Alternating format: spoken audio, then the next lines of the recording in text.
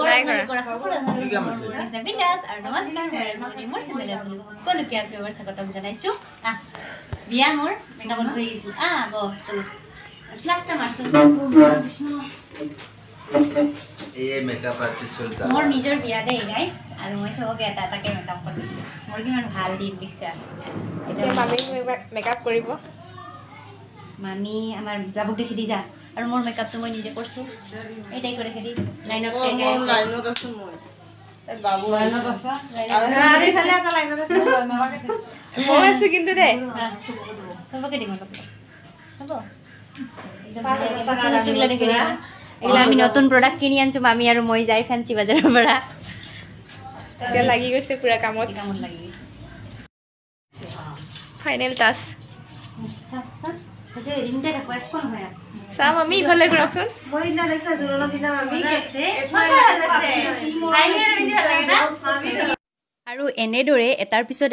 পিছত এটা ঘৰৰ গোটেইকেইটাকে ধুনীয়াকৈ মেকআপ কৰি দিলোঁ কাৰণ মোৰ বিয়া দিনটোলৈ আৰু সিহঁতে মেকআপ কৰিব নাপাব সেয়েহে ৰাতিপুৱাই মোৰ দ্বাৰা মেকআপ কৰাই লৈছে নকৰে মনো এনেকুৱা বান্দৰকেইটা আৰু এয়া মই মেকআপত বহি গৈছোঁ কিন্তু মোৰে আজি বিয়া ৰাইজসকল আপোনালোকে ভুল নুবুজিব